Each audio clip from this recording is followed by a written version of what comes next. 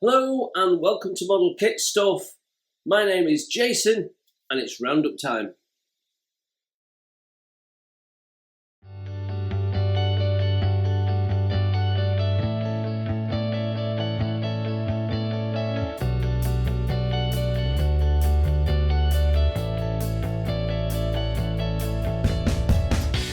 So hello and welcome to May. Boy, am I glad to see the back of April. That was a horrendous month. Well, for me at least. I ended up having a grand plan of a week's holiday from work as we ran up to Easter, where I was going to get lots of model building done and get ahead with some of my builds, because at the end of May I'm going on holiday and going away, and I won't be doing any modelling for about 9 or 10 days. So I'm trying to get ahead at the moment.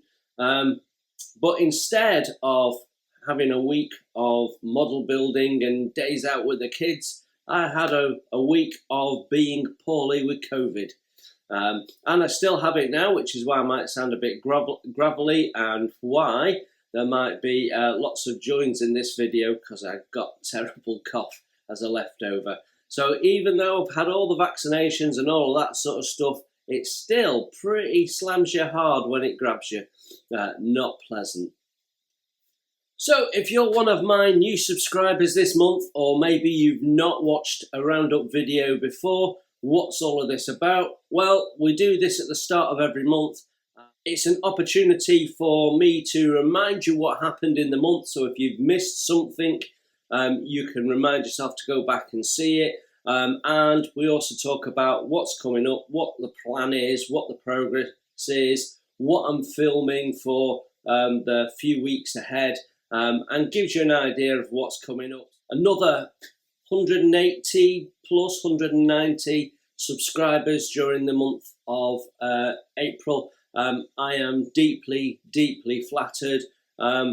People are coming along for all sorts of different reasons, different builds, and I'm deliberately trying to put different builds out there so that different people have got some form of interest. Like I've said, not everyone's interested in ships, which is primarily what I build ordinarily. However, we've got some really interesting stuff coming up, so watch this space.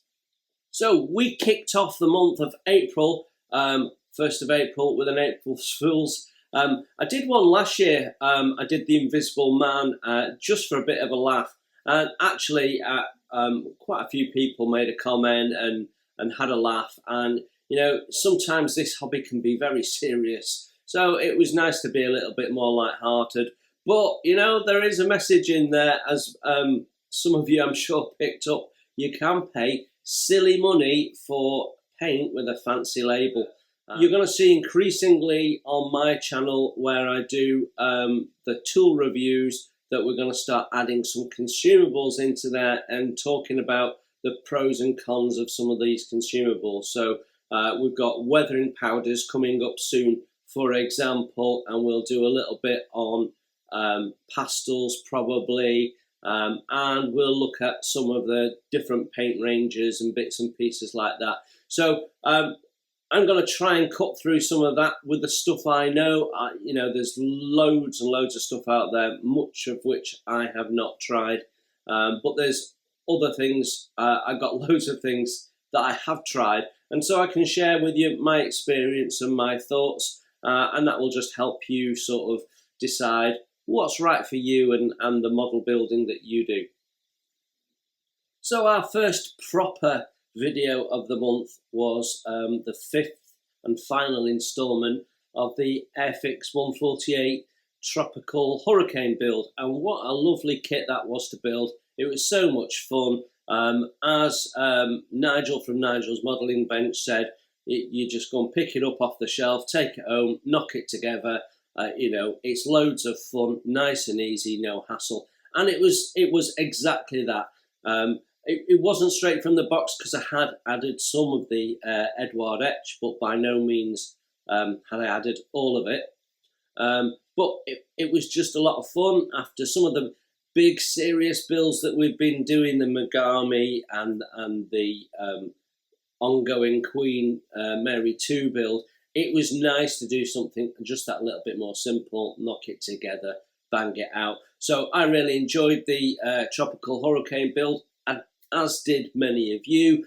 Thank you very, very much for the lovely comments. And I saw new faces coming along to some of the Saturday lives, which was absolutely lovely to see. And I'm very grateful for all of you that come along on a Saturday at 9 o'clock UK time and watch the build videos and talk to other members of the community who are coming along and doing that. I have my regulars and I have different people that pop in for different builds because that's what their interest is. Not everyone's interested in ships, not everyone's interested in aircraft, and not everyone's interested in tractors, but we started the tractor build this month as well. So yeah, again, big thanks to everyone who comes along on a Saturday and watches the live chat. Don't forget, if you've enjoyed the video, to hit the like button. It helps me, it helps my channel, it helps people see that the channel is out there. If you've been in the live chat and you enjoyed the video, or you've got a particular thing that you want to say about it, still go back and put it in the comments when the video finishes, and then other people can see that. It helps the debate, and once again, it helps the YouTube algorithm. So it helps me and it helps the channel.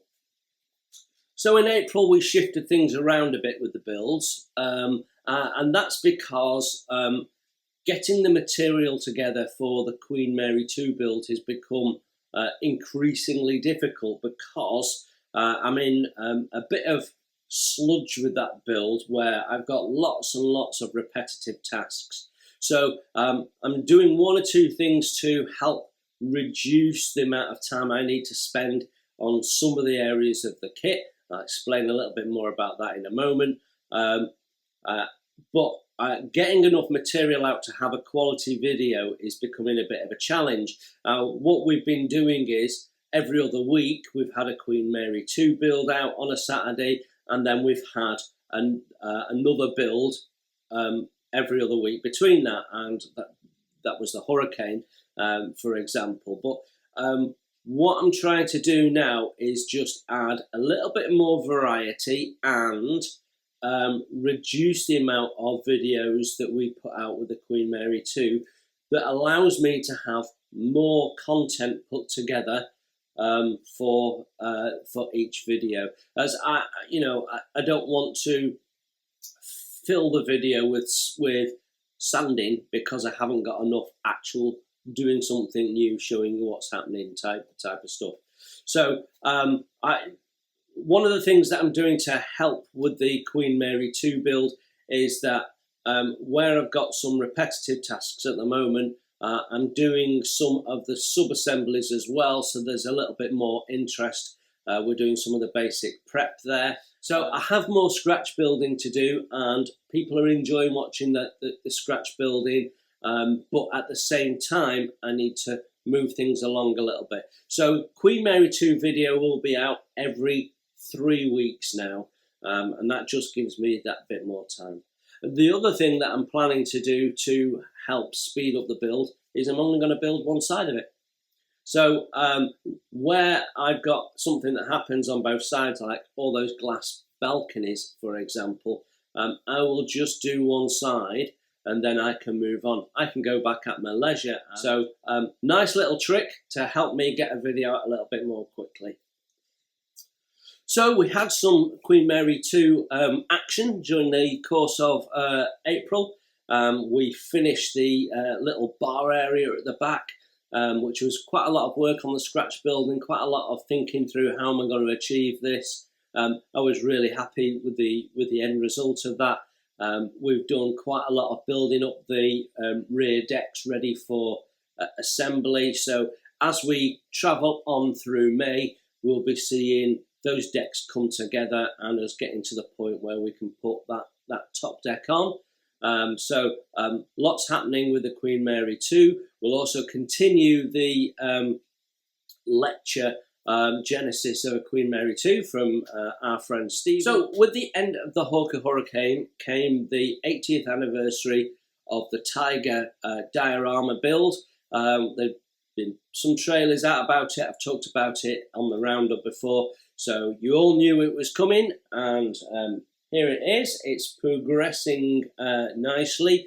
You're not quite at this stage as I record this at the end of April, but we are motoring on with this, and we'll be showing you some neat tricks on how to make cobbled roads look like cobbled roads, and not doing what a lot of people do, which is paint them all one colour. There's no cobbled street that's all one colour. Go and have a look at some pictures of real ones. They're not one colour. So we'll be showing you some tricks on how to do that. I've modified the building here, so it shouldn't have shutters on, and this thing I've scratch built out of some fence that they provide in there, some metal fence. So just added some details. There's loads more to go. I've been rifling through my stash of diorama bits and pieces that I've collected over the last 40 years and seen what might work on here. So telegraph poles and that sort of stuff, and what we're going to put on there. I've got loads of stuff that's got potential, and I'll work some of that out as we go. So that's progressing nicely, and as you can see, we've got the barn starting to take some paint, and we've also got the Ryfield Models tank. Now, if you watch the first proper episode of the build, which was episode 4, you'll know that we had some issues with that they clearly had not test built it, because if you test built the kit, you would have realised that some of these were back to front, and it wasn't difficult to sort, but it was a simple little thing. There was also an issue with the fit of those, and I've had now 2 pieces actually just missing from the kit. So I'm not quite sure what's going on there. It's had 1 or 2 minor fit issues. You always get things with complex kits, but the level of detail on here is absolutely lovely. And as much as it might come across in the build that I'm a little bit frustrated with some of the poor quality control, the actual kit itself is really nice. It just needs a little bit more attention to detail from our Chinese friends. So the other build that's squeezing in between the principal build, the Queen Mary 2 build, and my secondary build, which is our Tiger diorama, is the mini art tractor. I bought some mini art kits and added them into my stash, partly because I wanted to support a Ukraine company. But I'd added the tractor into the stash when I'd bought a few kits that I was a bit concerned might disappear and might not be able to get hold of, if I'm honest. So I bought some that I'd had my eye on for a little while, and I absolutely loved the little tractor kit. In my head, it was a weekend build. It's probably a couple of weekends, to be honest. But it went together really, really nicely. And you've got another 2 parts of the tractor to come. So we'll finish the build and start the painting, and then finish the painting, weathering, final reveal. So there's another 2 tractor builds to come.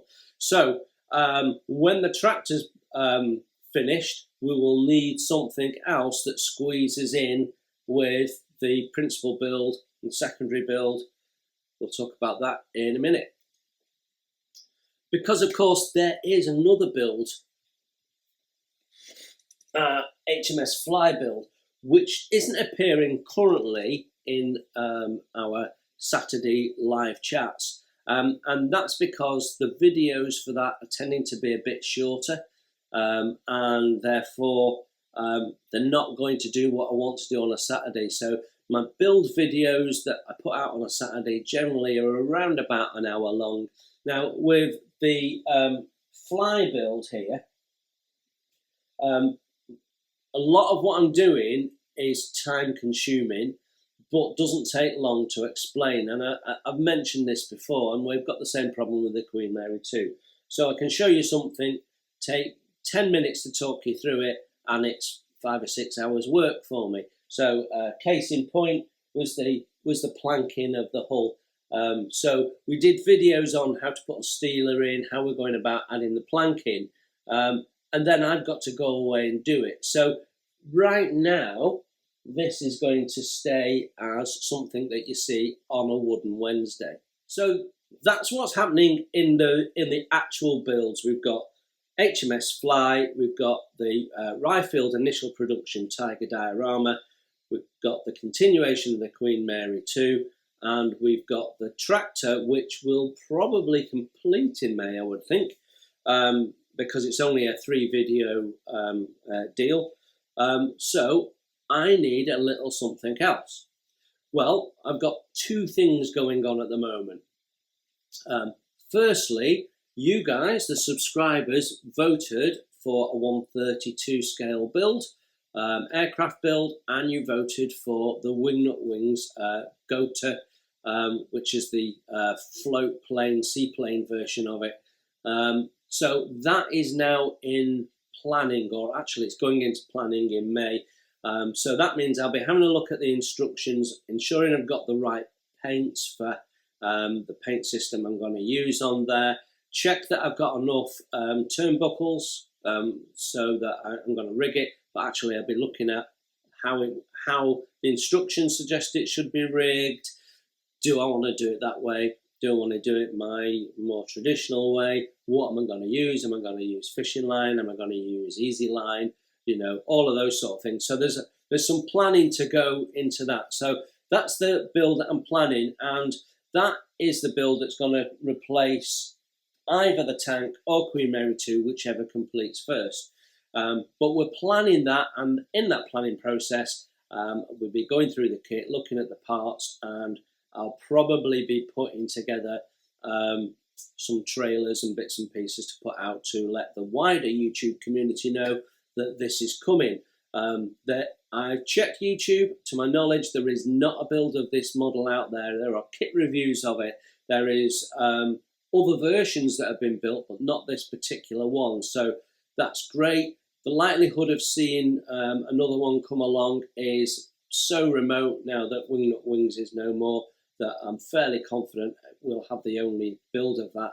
So I'm really looking forward to that, and we'll get stuck into that soon. So expect that you might see a trailer coming up from that. We've already done the first impressions, and you can go back and see that in the first impressions playlist. But that's too big of a build to replace the tractor. So I need a little something to replace the tractor. And a little while ago, we did a first impressions of a classic Airfix kit, the Ferry Rotadine.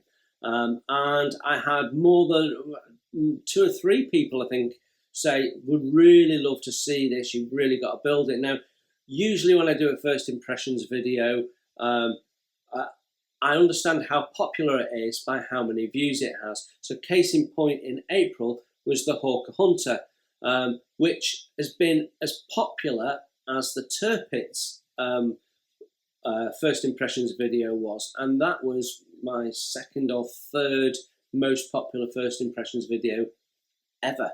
The Hawker Hunter really surprised me. Very, very quickly we were at 1,500 views of that. So clearly it's a kit that's got interest. And someone made the comment that they were surprised that there was not more builds of that coming along. So we'll perhaps move that up the playlist just so we can get it out there because there's an interest in it. But the Ferry Rotadine is the only video where people have said, I really want to see you build this. I really need to. Lots of people say, can't wait to see you build it when you get around to it, knowing that it might be somewhere down the line. But there were a couple of I insist that you build this soon type comments. So I'm thinking that what we might do is put the Rotadine in after the tractor. Now the tractor's already finished, so in theory I could start the Rotadine, but actually right now I'm concentrating on getting as much Queen Mary 2 done as I can, so that I've got material for that. So I'm well ahead with the material for the Tiger, and I'm ahead on material for Fly just. So It's my Queen Mary 2, which is my actual building focus at the moment.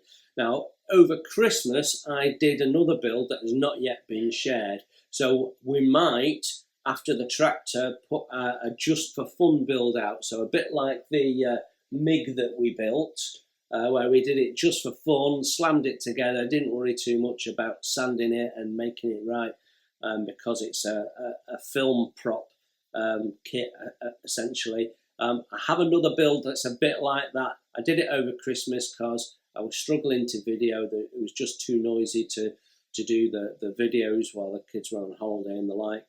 So I've got probably 2, maybe 3 videos that I can stitch together from that. So we might have another video series going in after the tractor, before the rotadine, which gives me time to get the rotadine built in and around my working day, and in and around my principal builds.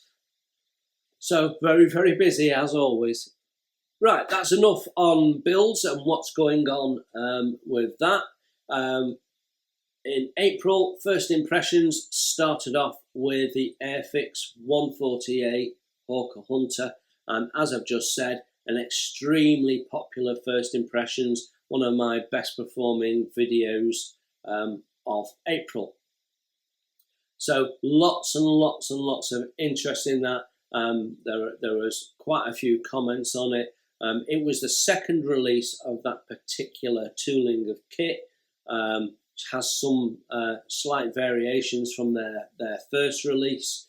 You have to modify the wing and change the wing shape and that sort of stuff. But there was a lot of interest in it. So I'm fairly sure that we'll get round to building that soon. It's been, well, that was my last jet aircraft, and that wasn't a proper build. So at some point we'll look at putting the Hawker Hunter into that build. It was a lovely kit, absolutely gorgeous little kit. So yeah, lots of people agreed. Then we had the Gloucester Gladiator, and there was a surprising amount of love for that. It's a little 1/72 scale kit. It's a fairly small kit. As one of the viewers commented, great as a sort of starter kit, but it's actually quite an aging kit now. But if you spent the time on it and doing all the rigging and sanding it all up smart and attention to detail in terms of your paint, it could be an absolutely stunning little kit. Now, I'm quite a fan of 1/72 scale aircraft. They're quick to build, and usually they're the little kits that add the colour to my big grey ships on the display shelf. So yeah, I quite like them. They're quite a fun thing to do. So the Gloucester Gladiator definitely was an interesting little kit to review. And despite its age, actually not a bad little kit. So that could be quite a bit of fun. So even if you decided not to rig it and just build it as it was, it would still look quite good. I think the first impressions after that was HMS Consort, the Atlantic Models resin kit. What a beautiful thing that was.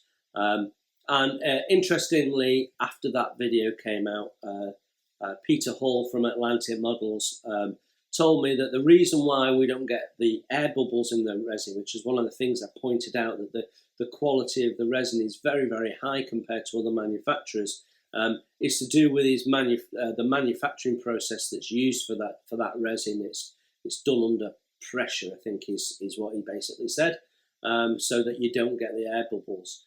And what he basically does is he builds that first model using a lot of plastic card and various other bits and pieces, and then he can go away and make the mould from that.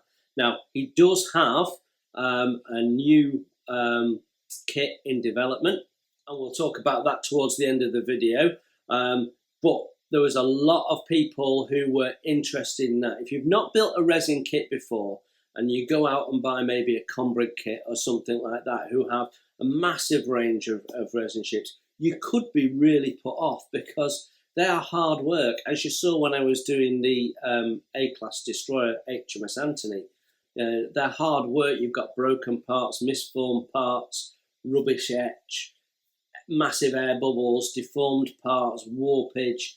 They are hard work for something that's generally more expensive than a plastic kit. That's not going to give you so much problems. Now, some people love resin kits, and you know that each to their own. But if you've never done resin before and you're used to plastic, you could easily be put off and do a resin kit and go, you know what, I'm never doing resin ever again. And I completely get that. So if you've never built a resin kit, and that Atlantic Models one is a good way to start out, because you get all the basic skills, having to sand and make things fit, but you've got none of the pain of having to make things fill air bubbles and correct distortions. They build up really quickly, quicker than plastic kits, and usually you get a subject matter that isn't being covered by the plastic people.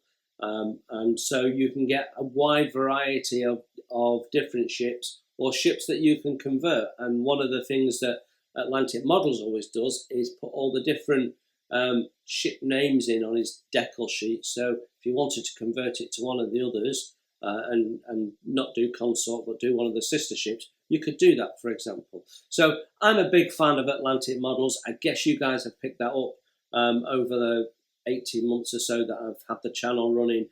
We've talked about Atlantic Models etch and what have you.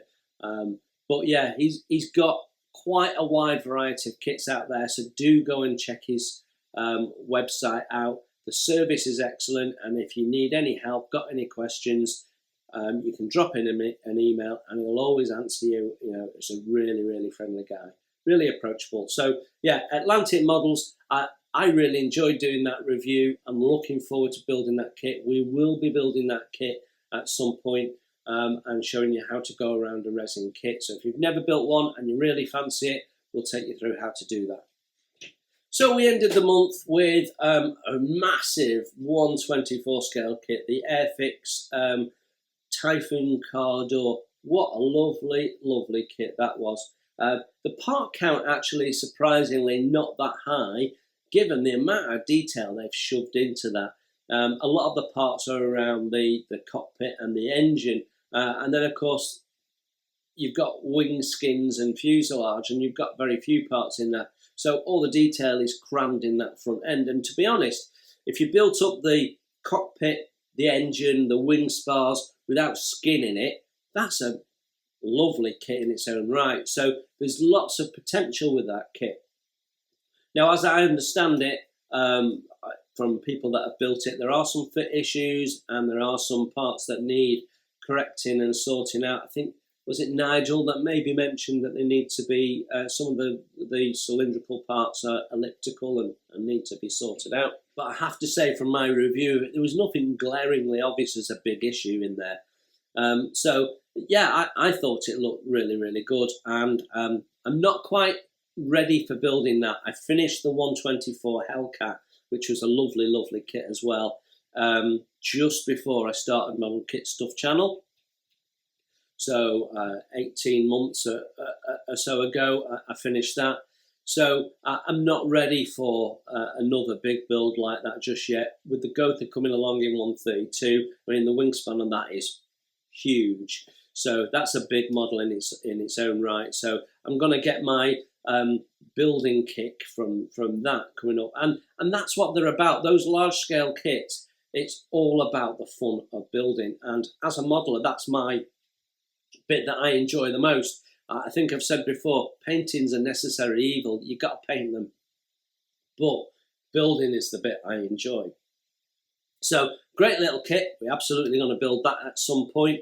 The thing is, when I do a first impressions video, it tends to reignite my enthusiasm for the kit and the reason that I bought it in the first place. But such a big kit, we ended up doing that in two parts, the Wednesday and then the aftermarket on the Thursday. But yeah, absolutely nice. If you missed it, you must go and see it, because it's just an enjoyable watch. So tools and tips were back in April with the Citadel Seam Scraper, Panzer Putty, and oh yeah, dealing with masking seams that you sometimes get. And obviously there's ways of avoiding them, but if you do get them, I think that's a really handy tip, because it's such a light abrasive that you can take it down without damaging the stuff around it too much, and then by the time you've given it a varnish, you'd never know. So yeah, we had some interesting responses to that, particularly to the Citadel seam scraper, which I tend to just use for resin in fairness. But if you've got something really flashy like the guttering for that, then it's a good way of getting through really quick, heavy flash. So yeah, quite a handy tool. So I hope those were helpful. We've got more stuff coming. So let's talk about what is coming up in May, shall we? So keeping with tools and tips, in May we're going to be looking at some new stipple brushes that have come out from Humbrol, which will be quite fun. So I've been using them actually on this build, so we're going to review that. I've got a new magnifying headset, and we'll be reviewing that. We might be reviewing Infinity sanding sticks, and that might be in May. That could be in June yet, I'm not sure. And what else have we got? Oh, weathering powders. We're going to talk about weathering powders, and we going to show you a little tip in there on a different way of using weathering powders that I don't commonly see people do, but it's a really, really nice little tip. If you've not used weathering powders before, or pigments, same difference really, then you might want to watch that.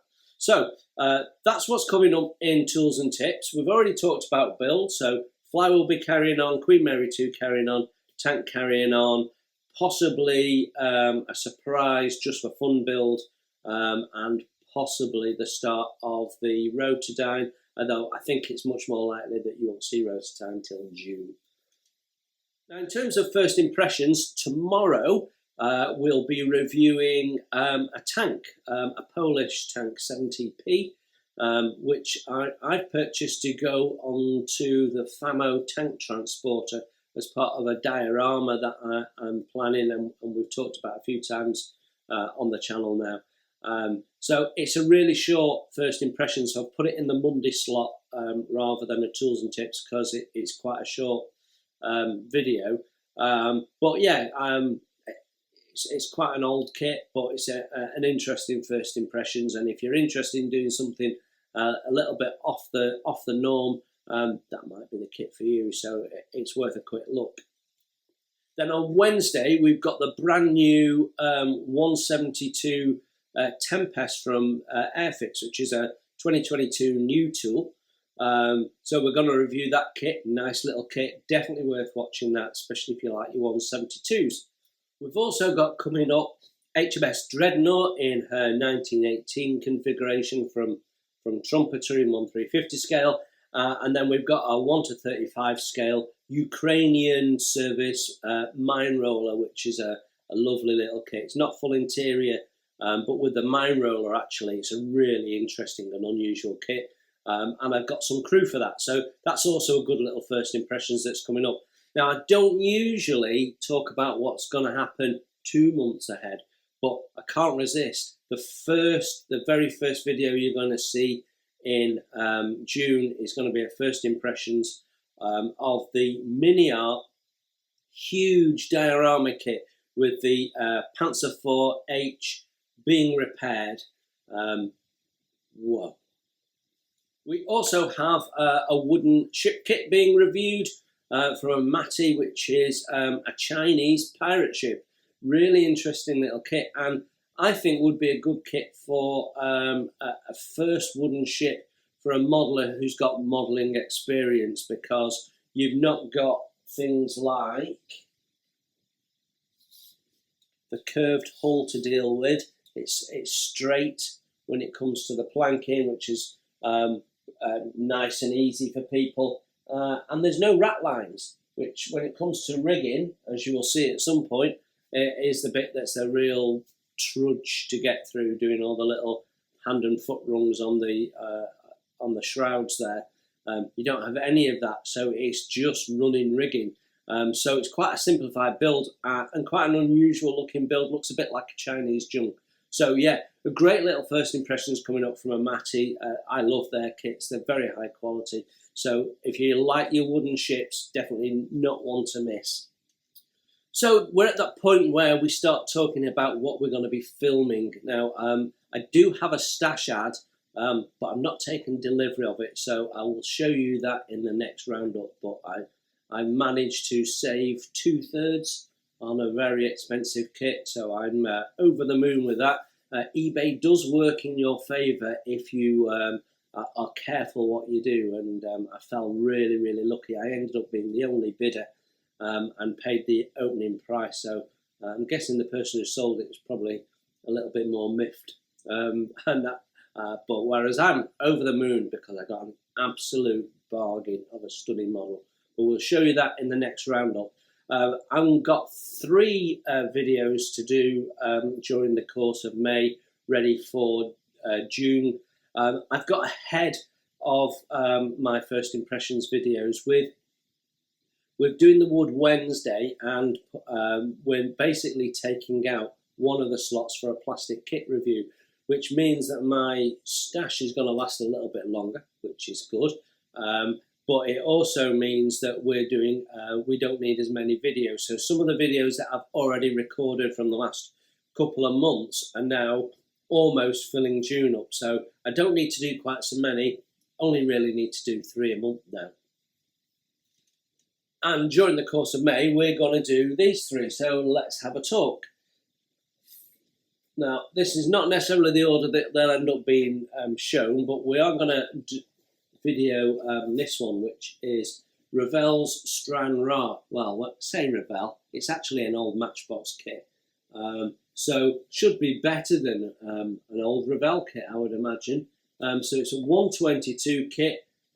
It doesn't come with any photo etch or anything like that. It's just plastic, but it does have figures. So yeah, could be interesting. I've got to be honest, I'd never heard of a Strand Ra before. This was a gift that I got. I can't remember if it was my birthday or Christmas or something like that. But it was a gift that I got. I'd not heard of it before, but it's different to the Walruses and Catalinas that everyone tends to build. So it'd be nice to have a look at this. And I don't see a lot of these kits about. There are 1 or 2 knocking about. I did a little bit of research. But yeah, should be a nice little review. Another old kit. And another Revell kit. This time we're at sea with the Queen Mary 1, I guess. From the box art, I already know that this kit's going to be basic. But should be an interesting review. What I'm interested in seeing is how much work to get this up to standard. What do we need to get it up to standard? Yeah, but the subject matter, stunning. There's nothing nicer when you come to ocean liners than a nice Cunard ship, and that is a really nice ship with an unusual front with these big posts here. It looks a little bit more industrial rather than elegant for me, but we'll talk all about that in the first impressions. The last video I'll be recording first impressions wise this month will be this mini art kit. Now, those of you that saw my small scale car, which was a 170V in its sort of saloon form, this is essentially, from that point onwards, the same kit. In fact, I think the whole floor pan is the same as that kit. What you're getting is a different body to turn it into a van. And I think there's 4 different options in here. So yeah, again, this is for the Famo diorama at some point. So they're all civilian options, so that's really, really nice. I know the kit now, so I know how well it builds up, and that bit there, the bonnet, is really, really tricky. So we can talk with a little bit more knowledge in the first impression. So we'll be recording that ready for June showing, I would think. Okay, in other news, I did say I'd come back to this. Atlantic Models is working on a new model at the moment, which is the 1943 battle class destroyer HMS Jutland. And as I understand it, he's basically gone for HMS Jutland as atypical of that class of destroyer. So I don't have a release date or anything like that for that. As soon as I know anything more, I will share that with you. When Peter let me know about this, I know he was at the point of drawing up the photo etch, and he's got to actually get the thing cast. So we're a few weeks away yet, but as soon as I know anything, I will let you know. So that's what's happening down at Atlantic. The battle class destroyer is a nice representation of an in-war design of a ship that is used straight after the war. So what you see late 1940s from the Royal Navy is been designed clearly during the war years. So you just see that progression. So yeah, it should be an interesting little model. I believe, despite the fact that it's a destroyer, it's a very involved little kit. The news is that I have moved around my page and reorganised it a little bit, and rather than it just being playlists and videos, I've now broken that down because I've got such a volume of videos. I mean, 6 months ago we had 200 videos, and we're adding 3 or more videos a week, so it's building up quite rapidly, the library of videos. So I've broken that down into subsections a little bit, so it's easier for people to navigate. So if you've not been to the page recently, it's worth a revisit. You might be 1 or 2 things that you might have missed. I know I have some subscribers that pretty much appear to watch everything as it comes out and keep up with it, but if you're anything like me, you only have to be doing something like a bit of gardening, and suddenly you're losing pace with all the videos that come out. I have a lot of channels that I subscribe to, and I don't have enough time to watch all the videos. So I'm constantly playing catch up. So if you subscribe to my channel and you're a content creator as well, you know, there's a reason why I might well be making a comment a week after your video came out. It's just because I'm constantly in playing catch up. So yeah, so have a look at the web page. I've moved things around. Hopefully I find it easier to, you should find it easier to navigate. That was sort of the plan behind it. But yeah, it's all in there, including past roundups and all sorts of stuff. Right then, shout out time. I've not done this for a little while, but I thought as there's a small number of channels I've started watching recently, a few of them friends of this channel for some time, I thought it was probably worth revisiting the little shout out spot that I used to have in the roundup. So I've got 1 or 2 channels I've been watching. They're like me, like I was. They're fairly small, so you should go and check these channels out if you've not done so already. They all could benefit from 1 or 2 more subscribers. So let's start with my good friend Jeff Donahue.